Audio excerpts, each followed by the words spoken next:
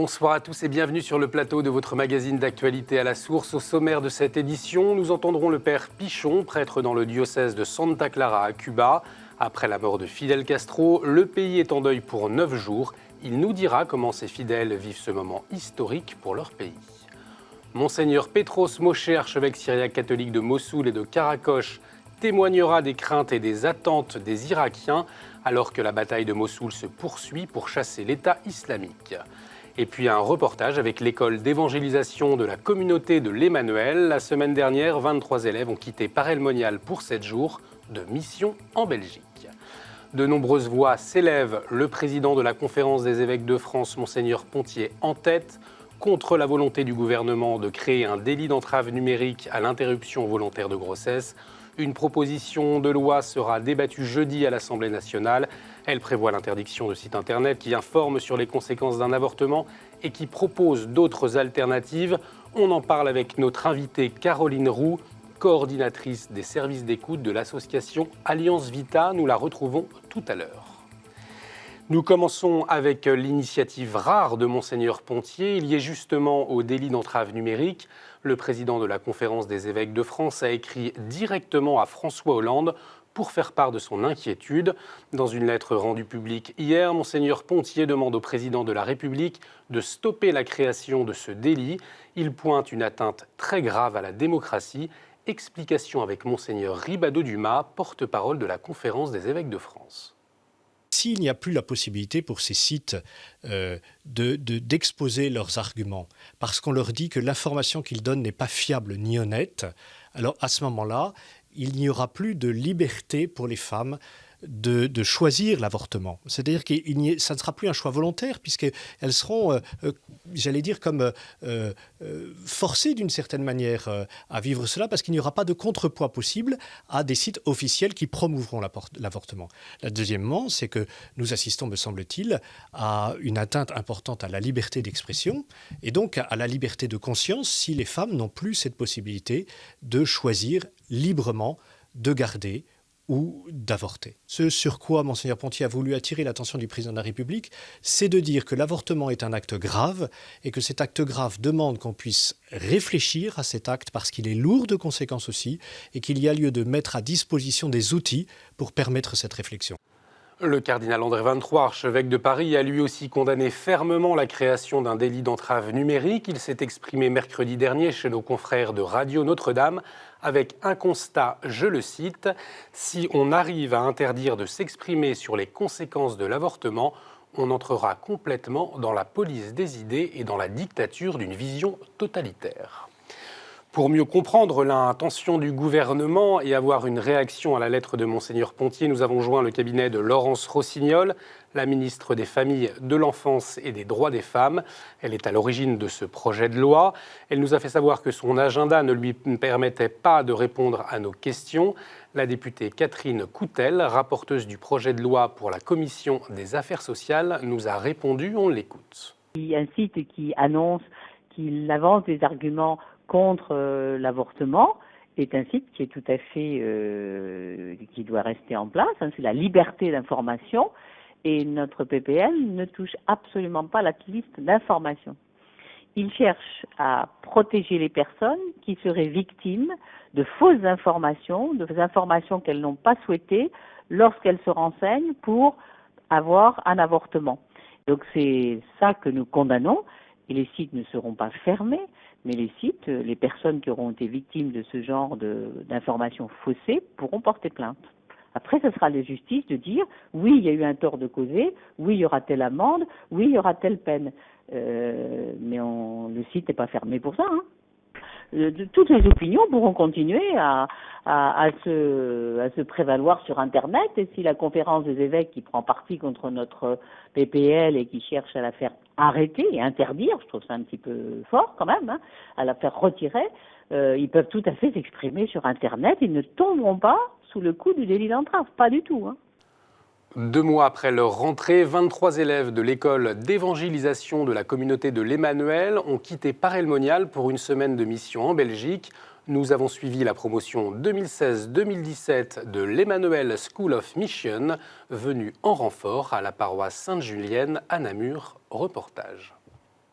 23 élèves de l'Emmanuel School of Mission sont ici dans la paroisse de Sainte-Julienne de Salzine, un faubourg de la ville belge de Namur, avec comme objectif l'évangélisation, qui est l'un des temps forts de leur formation à l'EMS de Paray-le-Monial, une école pas comme les autres. Emmanuel School of Mission, c'est une année proposée par la communauté de l'Emmanuel pour des jeunes de 18 à 30 ans, de tous horizons, qui veulent approfondir leur foi, découvrir et approfondir l'enseignement de l'Église pour être capables d'en témoigner là où ils sont.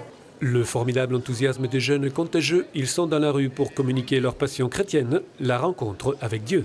C'est vrai que la démarche de venir ici, par exemple dans la rue, à parler avec les gens, leur donner notre témoignage, c'est quelque chose qui n'est pas facile mais qui nous rend libres. Et qui nous rend libres parce que nous on a rencontré le Seigneur et on a envie de le témoigner. Nous on est là vraiment pour dire que Dieu nous rend heureux.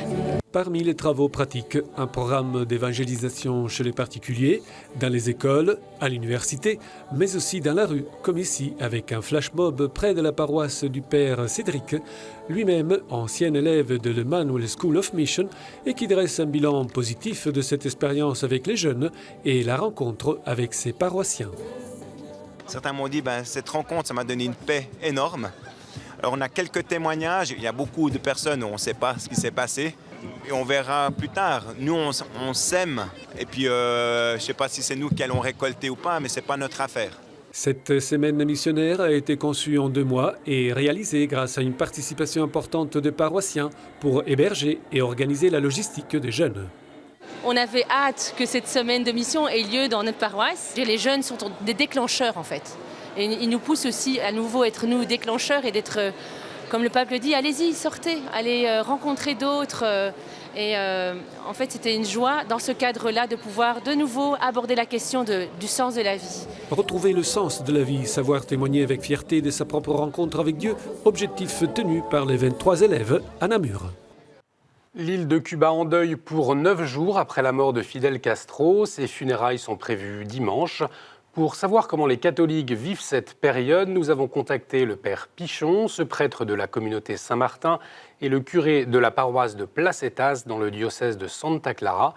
Si ces paroissiens ont été émus par la mort de Fidel Castro, le régime profite de cette émotion pour continuer à ancrer sa pensée révolutionnaire, nous explique le père Pichon. Ça a été une surprise entre guillemets. Sir Fidel avait tellement dit qu'il allait vivre jusqu'à 120 ans.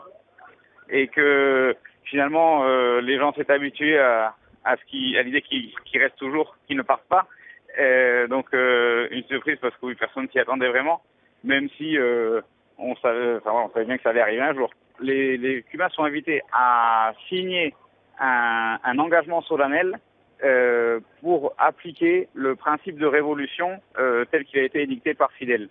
Et ça c'est assez symptomatique parce qu'en fait beaucoup de nos fidèles nous disent oui c'est vrai, Fidel c'est quand même quelqu'un qui a été important dans notre pays, on serait prêt à aller signer librement des condoléances, ce serait quelque chose de normal, mais là on nous oblige en fait à approuver toute la politique de Fidel et la politique actuelle de Raoul, donc tout le monde doit aller signer cet appui massif à la politique de Fidel. Donc en profitant un peu de l'émotion lié à la mort du commandant en chef, on en profite pour quand même remarquer l'importance du soutien populaire, mais qui en fait n'est pas réel. La plupart des gens qui vont signer n'y croient pas. Quelques heures après la mort de Fidel Castro, vendredi, le pape François a envoyé un télégramme de condoléances. Le Saint-Père a confié tout le peuple cubain à Notre-Dame de la Charité de Cobré, patronne du pays. Les 2 hommes se sont rencontrés en septembre 2015 lors d'un voyage de 3 jours du pape à Cuba. Il avait permis un rapprochement entre Cuba et les États-Unis. Le pape François avait néanmoins gardé ses distances avec le régime castriste, mais avait évoqué les petits ponts qui, ensemble, construisent le grand pont de la paix. En 1998, la visite de Jean-Paul II avait été aussi l'un des tournants majeurs de l'histoire politique de Cuba. Jeannette Abel, spécialiste à l'École des études pour l'Amérique latine, nous explique les raisons de cette relation particulière entre l'Église et le régime cubain. C'est une relation très particulière, une relation un peu exceptionnelle, mais qui est due à plusieurs éléments. Premièrement, au fait que Fidel Castro, Raúl Castro, à la différence de dirigeants dans les pays de l'Est et en Union soviétique, ont fait leurs études dans des collèges jésuites.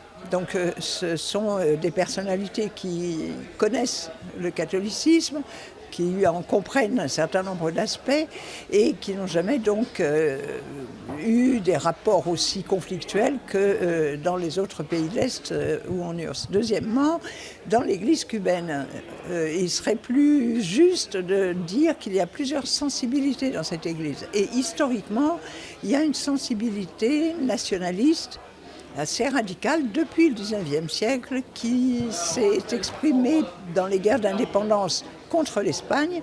Et cette sensibilité nationaliste, catholique nationaliste, s'est prolongée jusqu'à nos jours, y compris après la prise du pouvoir par Fidel Castro, par la participation, ou du moins la compréhension de certains secteurs, pas tous, de certains secteurs de l'Église catholique, participation et compréhension à l'égard du projet d'indépendance nationale et de justice sociale. L'archevêque d'Alep, Monseigneur Jean Bart, veut garder l'espérance, même s'il est animé par des sentiments de colère et de désolation, notamment liés à l'inaction des Occidentaux. Nous l'avons joint après que des milliers de civils ont fui la ville d'Alep ces derniers jours, tant la situation est catastrophique dans l'est de la ville. On l'écoute. Vous ne pouvez pas vous mettre à notre place parce que vous ne vivez pas avec nous.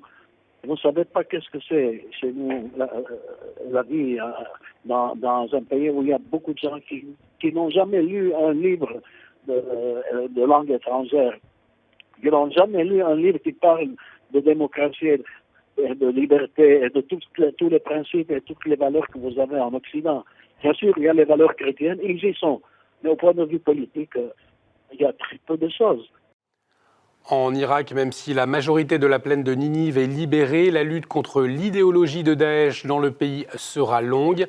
Un message d'alerte de Monseigneur Petros Moshe, archevêque syriaque catholique de Mossoul et de Karakoche. Pendant tout le mois de novembre, il est venu en France pour témoigner. Il a expliqué que les populations craignent toujours de regagner leur maison. Notre journaliste Olivier François l'a rencontré la semaine passée à Paris, à l'église Saint-Léon. Monseigneur Moshe donnait sa dernière conférence. On l'écoute. La situation n'est pas encore stable chez nous, n'est pas très claire.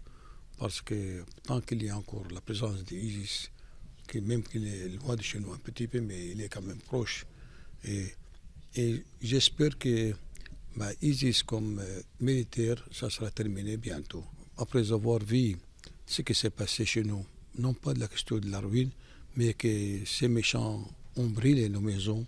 Cette question de brûler nos maisons, pour nous, ça nous a choqués. On a compris ça comme un message encore de leur rancune, de leur haine contre nous, et comme s'ils veulent nous dire, méfiez-vous de rentrer ici, on va vous tuer, on va vous brûler. La lutte contre ISIS militaire sera terminée, mais il faut encore une lutte contre ISIS comme idéologie. Il faut l'éloigner de notre zone pour que nous puissions rentrer et continuer de vivre avec nous. Et une fois que la population sera rentrée chez nous, on passera après de préparer aussi les églises pour que nous continuions de donner des témoignages, de prier aussi le nom de Jésus là-bas chez nous. Vous avez peut-être vu ces images de l'intérieur de l'église de Zuidkoek dans le nord de la France qui a subi dimanche des dégradations et un incendie volontaire. L'enquête de proximité a permis l'arrestation de l'auteur présumé. Il s'agit d'un habitant de 24 ans qui a reconnu les faits lundi lors de sa garde à vue prolongée. Le diocèse de Lille indique pour sa part que cette personne souffre de déséquilibre psychique et n'a aucune connexion avec des réseaux violents. Une expertise psychiatrique est en cours. Les faits reprochés sont passibles de 10 ans d'emprisonnement. Le cardinal Piat a célébré sa première messe dominicale à l'île Maurice depuis son retour à Rome. Il y a 11 jours, il a été créé cardinal par le pape François avec 16 autres dans la basilique Saint-Pierre. On le voit sur ces images. Jeudi dernier, le cardinal Piat a été accueilli comme un chef d'État par les plus hautes personnalités du pays. Dimanche, 50 000 personnes ont participé à la messe célébrée par leur nouveau cardinal. Les évêques de tout l'océan Indien ainsi que le nonce apostolique étaient présents. À la fin de la cérémonie, le cardinal Piat a délivré un message à tous les Mauriciens en langue créole. Il les a appelés à prendre le chemin de la miséricorde. Prendre le chemin de la miséricorde, comme le pape François avait dit à nous, c'est aussi témoigner humblement que sa miséricorde là, n'est pas juste pour nous ça. Nous pas mériter ça. C'est pour tout le monde. Parce que le Christ vient dans la terre pour tout le monde, tout humain. Il finit mort dans la croix, il finit ressuscité pour tout humain, tout le monde. Et ce pardon, ce libération pour tout le monde. nous qui finissons recevoir nous pas mérité, mais nous seuls devoir, c'est témoigner ça. Mais pour faire découvrir la miséricorde, pas suffit de causer, comment on peut causer à ce là pas suffit. Besoin nous agir, besoin nous gagner une attitude, une manière de faire, qui, comment dire, un petit reflet de la miséricorde de Dieu dans nos familles, dans nos sociétés. Un reflet de la manière de Jésus de mettre de servir gratuitement ce bon frère, ce bonne sœur, sans chercher aucune récompense. Jeudi dernier, en Italie, s'est clos le procès diocésain vers la béatification de Carlo Acutis. Ce jeune laïc du diocèse de Milan est mort en 2006 à l'âge de 15 ans d'une leucémie, laissant un témoignage fort. Peu après sa première communion, à l'âge de 7 ans, il se rendait chaque jour à la messe après un temps d'adoration. La Vierge Marie était sa grande confidente, il récitait chaque jour le rosaire. Ce garçon, admiré et aimé de tous, était particulièrement doué pour l'informatique, à tel point que les ingénieurs informaticiens voyaient en lui un petit génie.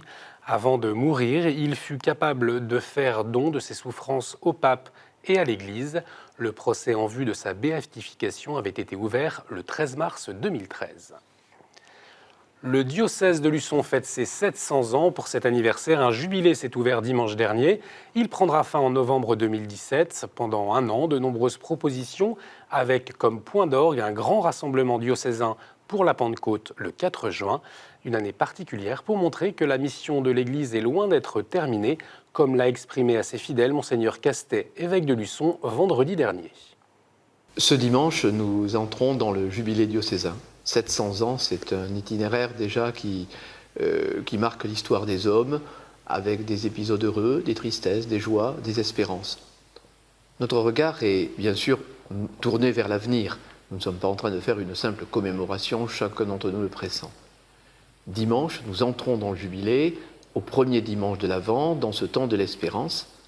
Et je ne puis qu'inviter chacune d'entre vous à entrer dans ce temps du jubilé. Par la joie intérieure d'être chrétien, par la reconnaissance de ceux qui nous ont précédés, mais aussi par un engagement ferme, tourné vers l'avenir, afin que l'Évangile devienne bonne nouvelle pour tous. Pour la première fois, la crèche dans tous les sens est accueillie en France. Il s'agit d'une crèche géante, itinérante et conçue en Suisse. Cette année, elle est exposée par la paroisse du Val-Morteau dans le département du Doubs. Dans un espace de 350 mètres carrés, la crèche est composée de 800 personnages.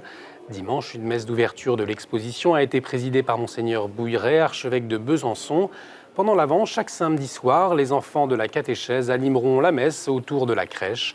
Et tout le monde peut venir l'admirer tous les jours de 10h à 20h sans interruption jusqu'au 15 janvier.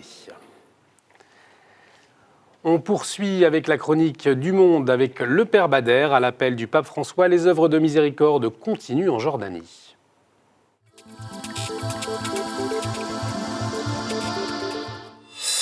Bonsoir et joyeux temps de l'Avent. À la fin de l'année de la miséricorde, nous disons avec l'Église que la fermeture du porte du Jubilé ne signifie jamais la fermeture de la porte de la miséricorde. Nous avons puisé au cours de cette année aux sources spirituelles pures en méditant et en priant beaucoup pour ne pas tomber dans le piège de la fin du temps de la miséricorde de toute notre vie. Mais nous sommes plus appelés maintenant, surtout en ces temps de l'Avent, à étendre la miséricorde comme un projet permanent. Nous lisons avec toute l'Église maintenant le message que le pape François a édité sous le nom Misericordia et Misera. Le message vient couronner l'année de la miséricorde caractérisée par des activités tant à l'échelle internationale que locale, dont le thème dominant ont été axés sur la situation de nos frères migrants et réfugiés. La Caritas jordanienne s'est manifestée meneuse de nombreuses initiatives relatives à la miséricorde. Le pape a institué une journée mondiale des pauvres et à la réflexion que nous devrions faire aux pauvres et aux exclus, socialement parlant, afin qu'elle soit une commémoration vivante de l'année jubilaire. Quant à nous en Jordanie, nous nous sommes déployés pour perpétuer les indices de la commémoration de cette année, tels que le Jardin de la Miséricorde, le Restaurant de la Miséricorde et bien d'autres. La jeunesse chrétienne chez nous a célébré il y a quelques jours le 30e anniversaire de sa fondation. Elle a choisi comme slogan « Affermissez vos cœurs ». Et combien avons-nous besoin de persistance dans la voie de la miséricorde. Merci Père, tout de suite c'est notre dossier.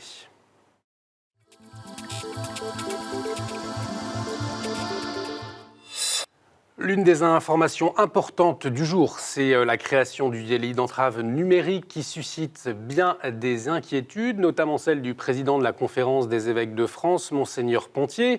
On en discute avec vous, Caroline Roux. On vous connaît bien comme déléguée générale adjointe d'Alliance Vita. Vous êtes aussi coordinatrice des services d'écoute de l'association, comme SOS Bébé notamment, on en parle tout à l'heure. Pour commencer, une réaction, cette lettre de Monseigneur Pontier. On a entendu la députée Catherine Coutel reparler de droit fondamental en parlant de l'avortement. Qu'est-ce que ça vous évoque ? D'abord, en fait, il y a beaucoup de personnes aujourd'hui qui sont très choquées par la manière dont le gouvernement veut créer un délit d'entrave à l'information sur l'avortement, en parlant d'informations qui seraient erronées, qui induiraient en erreur. Donc ça pose des questions, c'est-à-dire que beaucoup de personnes qui parlent de l'avortement, et que ce soit des associations, des médecins, peuvent se sentir concernés par une forme de police de la pensée qui viendrait regarder ces informations, les juger. Donc ça, c'est une première chose. Donc le fait que l'Église et d'autres personnes et des associations se lèvent contre ce délit, c'est bien normal parce que ça va contre la liberté d'expression et contre l'expression des femmes. Parce que des femmes peuvent ressentir des choses. Il ne s'agit pas de plaquer des informations, de plaquer des pensées, mais vraiment de pouvoir écouter les femmes, de pouvoir regarder la réalité de l'IVG. Et vous parliez de Catherine Coutel qui parle de cette revendication d'un droit fondamental à l'avortement. Et justement, cela cache toute la réalité de l'IVG et empêche de regarder ce qui se passe dans notre société. Or, il y a quand même chaque année 218 000 avortements, le double de chez nos voisins allemands. Et c'est important de pouvoir regarder ce que nous faisons à Alliance Vita et de tenter d'une vraie prévention de l'IVG. Justement, vous êtes en première ligne, je le disais, notamment avec SOS Bébé. Donc c'est un lieu pour accompagner des femmes enceintes qui se posent des questions sur la maternité. Vous avez aussi des femmes au téléphone qui se posent cette question de l'avortement. Alors, pourquoi vous avez créé ce site ? À quelle demande il répond ? Alors, il répond globalement aux questions autour de la maternité, aussi des deuils pré- et postnataux, des fausses couches, l'infertilité, l'annonce du handicap. C'est vrai qu'aujourd'hui, et on l'a vu dans les années 2000, il y a eu beaucoup plus de demandes sur des accompagnements autour des grossesses inattendues, avec la suppression dans la loi de ces entretiens pré-avortement. Et on sent bien que, évidemment, ce n'est pas un acte facile. Et donc, les femmes ont besoin de lieux pour pouvoir en parler. Et je pense que le développement sur Internet, la facilité d'accès, permet aux femmes librement de confier ce qu'elles ont sur le cœur et de pouvoir, pour certaines, pour en parler, qui voudraient éviter l'IVG, qu'on puisse prendre le temps de les accompagner. Or, aujourd'hui, la question qui se pose, c'est l'information. L'information s'est beaucoup dégradée depuis une quinzaine d'années et on voit sur le site internet du gouvernement, qui se veut la parole officielle, uniquement des informations techniques sur l'avortement, et encore certaines peuvent laisser un peu à désirer quand on pense aux séquences après l'avortement, où on voit une vidéo d'un gynécologue qui affirme de manière péremptoire que l'avortement ne laisserait pas des séquelles psychologiques à long terme pour les femmes, sans qu'il y ait vraiment d'études qui existent sur le sujet, puisque la haute autorité de santé s'en est plaint, justement, qu'il n'y avait pas de données objectives. Du coup, est-ce que SOS Bébé est concerné par ce délit d'entrave numérique ? Alors, nous, on ne se sent pas menacés. Mais en même temps, on se sent quand même visé. Parce qu'on sent qu'aujourd'hui, on vise tous ceux qui refusent, ne se résignent pas à la banalisation de l'avortement et qui sont prêts à écouter les femmes, les couples, et qui sont contre une police de la pensée. Justement, comment est-ce que vous expliquez, vous parlez de désinformation généralisée en ce qui concerne l'avortement. Vous parlez de quoi ? Alors en fait, c'est le manque d'information le déséquilibre de l'information. Sur le site du gouvernement, par exemple, il n'y a aucune information sur les aides et les droits des femmes enceintes et qui pourraient les aider à poursuivre une grossesse. Donc, en fait, à aucun moment, une femme peut être dans l'ambivalence ou se poser d'autres questions, en tout cas dans les informations qui sont sur le site du gouvernement. Et donc, nous pensons et nous constatons combien c'est important que les femmes ne soient pas enfermées dans une seule voie, mais qu'elles puissent ouvrir grand le champ quand elles sont confrontées à une grossesse inattendue. Vous lancez une campagne d'information ? Oui, tout à fait. Inédite, c'est à la destination des hommes. Derrière un avortement, il y a toujours un homme. Et c'est le grand oublié des campagnes. Déjà, il y a peu de prévention de l'avortement. Il y a des préventions des grossesses non désirées, avec toute l'ambiguïté de ce que représente le désir, souvent complètement axé sur la contraception. Or, la contraception, on le sait, les accidents de contraception sont les grands plus pourvoyeurs de l'avortement. Juste un chiffre de l'INED, selon l'INED, 72% des femmes qui avortent disent utiliser une méthode de contraception. Donc, au fond, et on le voit dans notre service SOS Bébé, les femmes sont souvent confrontées à l'inattendu et ce qui peut questionner une grossesse et dans ces moments-là, souvent elles sont dans la panique et partagée. Je dirais il y a une forme d'ambivalence entre fierté de se découvrir enceinte et puis panique devant la situation qui peut être plus ou moins bancale, ça dépend des fois, ou des pressions souvent masculines qui peuvent s'exercer parce que la grossesse n'a pas été planifiée. Et nous voyons beaucoup de femmes qui se sentent jugées et qui se sentent rejetées. Donc ça nous a interrogés et c'est la raison pour laquelle nous avons beaucoup approfondi cette question pour lever tous les grands malentendus entre les hommes et les femmes autour de la grossesse et qui, pour nous, présente des possibilités de véritable prévention de l'IVG si les hommes prennent conscience de ce que représente l'avortement pour les femmes. Merci beaucoup Caroline Roux. On va reparler de cette campagne jeudi prochain. Merci à vous de nous avoir suivis. Vous pouvez bien entendu revoir cette émission sur notre site www.kto-tv.com. Vous pouvez également réagir sur les réseaux sociaux avec l'hashtag à la source. Excellente soirée sur KTO. On se retrouve jeudi.